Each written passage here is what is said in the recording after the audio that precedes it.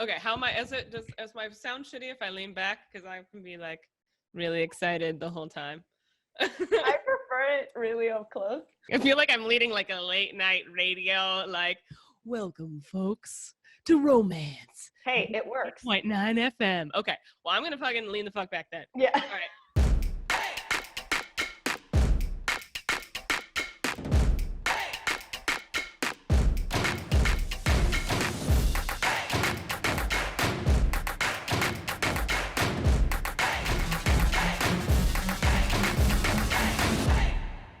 We're back. Welcome back for another episode, guys. And today we are going to be doing something very special for episode numero tres, which is the first annual HAMYAW Awards. Woo!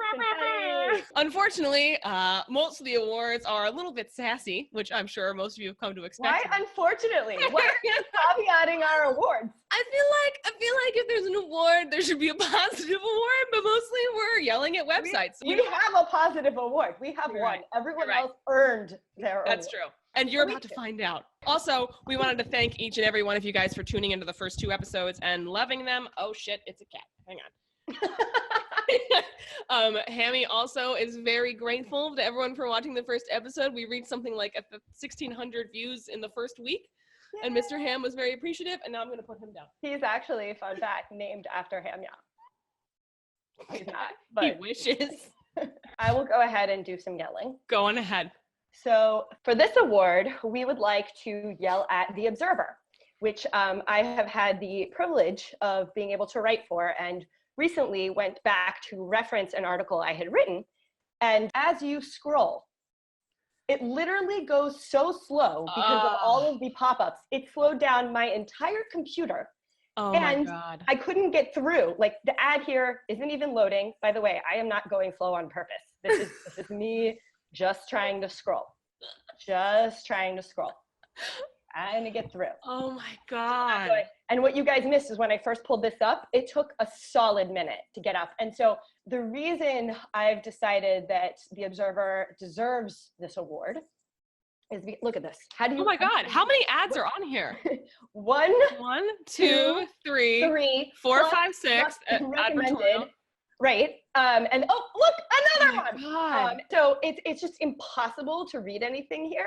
It's impossible to pay attention because the goal is not to keep you on the site. The goal is to get you to click somewhere else because they need to make more money because they need more eyeballs. So they don't want you to get to the bottom of the screen. And so this was really, really, really, really frustrating for me and very sad because it's a fantastic piece.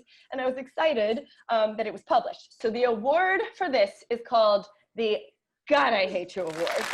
And we are giving you the trophy of a GIF of Liz Lemon expressing how I feel every time I open you and I cannot get the content that I want, that I'm looking for, that I crave, because you are bombarding me with ads. And I am someone who loves ads. I love ads so much. I read all the ads. I click on the ads. I will make you money from your ads. We put them on our show. You can't love ads more than us. Oh, but I cannot get down the page. Can't do it. And I just bail. So to The Observer, God, I Hate You Award. I also think what we're seeing here too is this so much of like traditional journalism is still in the phase of trying to figure out how to make money off the internet. Like, that is the craziest thing. And so there's like this more is more kind of theory around how many can we stuff in here so we can make additional dollars. Exactly. And I think that's what makes me so angry about this is that as someone who believes that advertising works and can be a force for good, it's really frustrating. Like, I'm still watching The Observer in the background here. The ads are rotating. They have changed now 3 times. And so what bothers me is that brands are still paying for this. Yeah. That they still, like, some middle manager is telling their brand manager that this is a good investment, and it's really just the relationship they have with the media property, and they want to maintain that, but they're spending their budget on something that isn't good. Like, if anything, I am never going to use E-Trade again. I mean, I haven't before, but now I'm just pissed at that. There's also something in Chinese, like, they're not even targeting right. Oh, it's actually frozen now. It's actually frozen. This is something that my partner and I talk about a fair bit too. It's like, are display ads effective? Like, are banner ads effective? And the answer is not necessarily. Like, it's just a way to kind of throw money at something with the hope that it's going to generate revenue. So it's it's not even not necessarily. Yeah. It is a no. We can track attribution now. That is the power of the internet. That's true. So why are we still like throwing spaghetti against the wall and being like, I don't know, I have extra ad spend. Let's test it out. You know what? We fall for the reach. It'll say like, we have 20 million people who come, which like 19 million of them are bots, because no one read that expose except for us, apparently. Dude, vanity metrics are everywhere, especially in like larger industries, because they can say like, oh, it got 20 million impressions. It's like, awesome. How many of those converted into customers?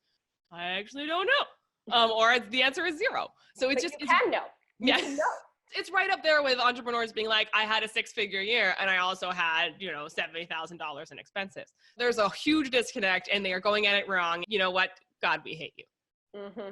God. All right, let's go to something positive. Oh no, we're not going to something positive.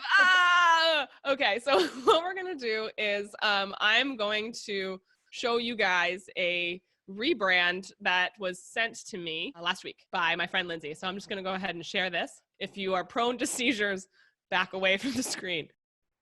Yes, ladies and gentlemen, this is the Squarespace rebrand. Oh, there's sound. Hang on.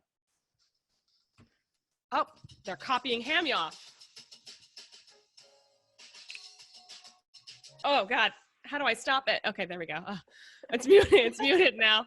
It goes on like this. I sat here and watched it. It goes on probably for a full 2 minutes. Anyway, so then we scroll down. ICO NYC. Oh, just kidding. Icon. Yick.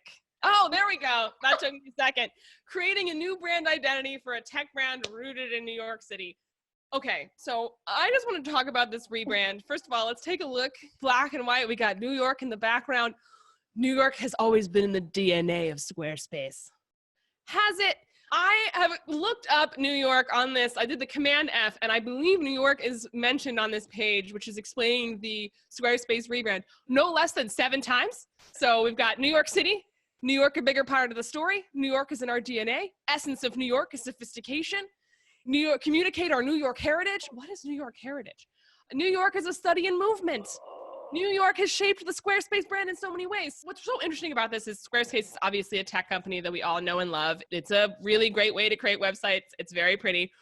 But my issue with this is they have essentially poured their entire brand identity around the fact that their offices are in New York City. And Margot, correct me if I'm wrong, but I don't know if that is a particularly strong angle.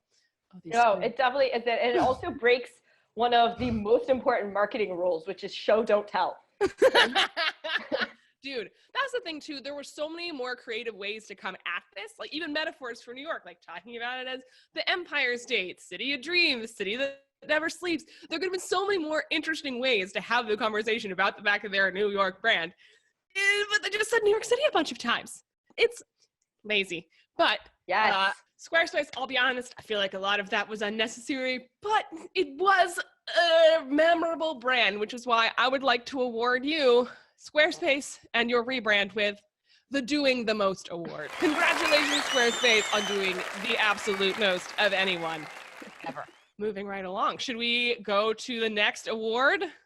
The next award. Right. I'm going to go ahead and take over the game here and actually do the thing where I show you guys my Instagram again. I'm sorry. This is very vain. Don't apologize. I love when you do that. So we've got Bad Ads 2, the sequel to Bad Ads 1, which you may remember from episode 2, which was the Ads We Love episode. Bad Ads 2 is a little different, so I'm going to go ahead and unplug my headphones. I'd watch that movie. If you want to be a mother someday, why let Father Time fuck you around? While you're out there living your best life, we'll be having our own little winter games. I don't know if you guys can see Margot, but she's dying. Yeah, okay, so that was a whole thing. That was a whole mess. And I have a couple thoughts on this. First of all, on one hand, I am excited to see this conversation going on so publicly about young women freezing their eggs. That I am appreciative of, and I understand that it is an awkward kind of conversation to have with your target market. The implication is basically like, sorry, you're old and haven't had kids yet. Stick these in the freezer so you can go on and do your thing. But I think there were just so many better ways to come at that. I think the fact that it's a cartoon makes it feel so infantilizing. They could have had such a different conversation with women from like an empowered space. So for example, like, hey, we get that you're a bad bitch focusing on your career and your life. You don't have time for kids right now. Yeah. Let us handle it. Have this procedure. That's another thing. they make it seem very like, just freeze your eggs, just walk in and walk out. When egg freezing is actually a really extensive procedure. It takes like weeks of hormone injections. Basically IVF. Yeah, exactly. It was a little much for me, Margot, I'll admit. Well, and I think the problem with it too is similar to the problem with Squarespace in that they're missing the value proposition. And this is what I would encourage our viewers to kind of take away from this is like, there are things that might be funny in conversation, but when it comes to how you present yourself to the world, and by the way, your website is an ad, you have to understand what value it has, not just what you want to project into the world, but why anyone should care. The fact that your headquarters is in New York City, why should anyone care?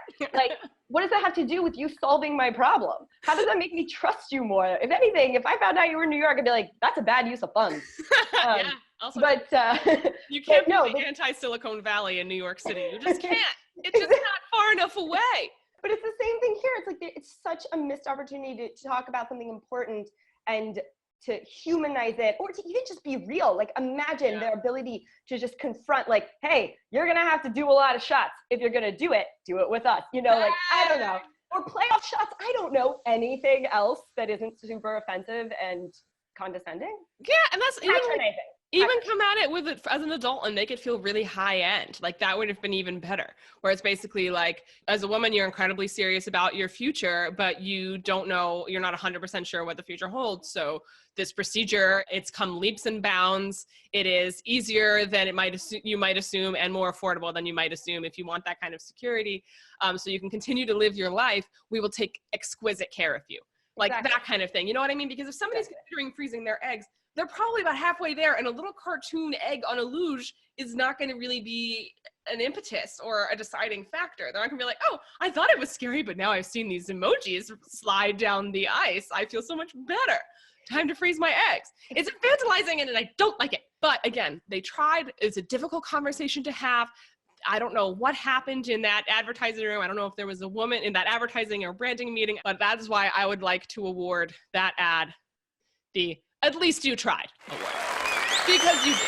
Thank you for trying and for trying to get that message in front of women. We have some suggestions, as you can see, but you tried. So thank you. Here is your HAMYAW award.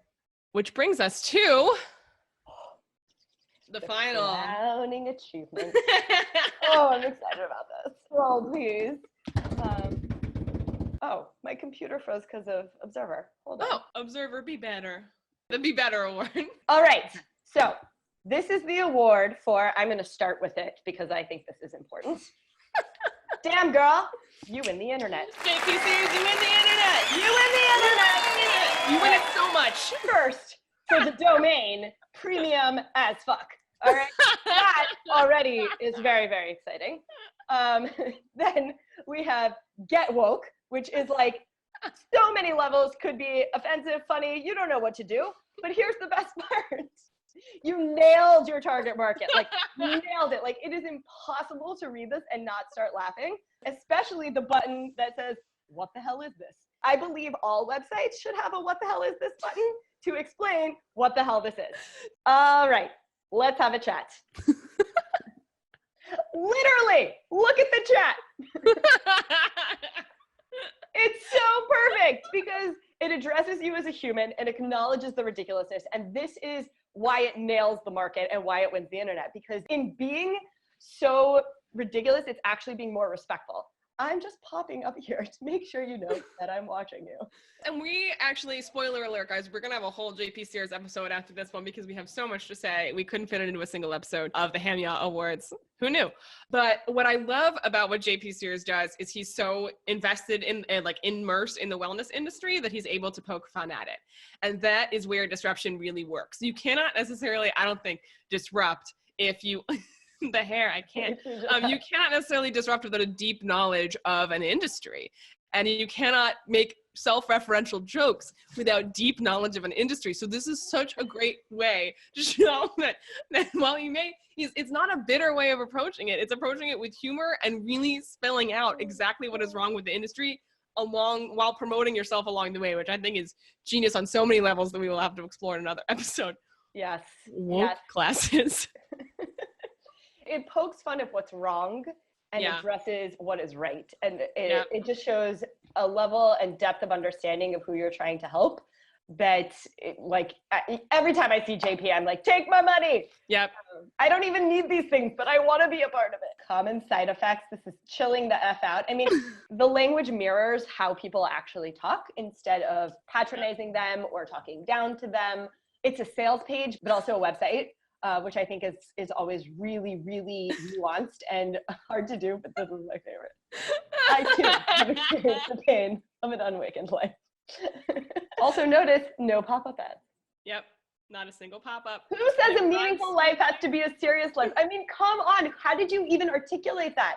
That is what everyone is craving, and he just grabbed it. All right, I will stop us because we're going to go on what's so right about this for a really long time and just leave us with this right here. So what the hell is this anyway, JP? Here, I want a picture like this. My ginger doppelganger. All right, JP. You win the internet. You win the internet, JP Sears. Thank you very much. You're our HAMYAW star. Oh, the best. So, ladies and gentlemen, those were the HAMYAW awards. Everyone gets a GIF or GIF. How do you say it right? I say GIF.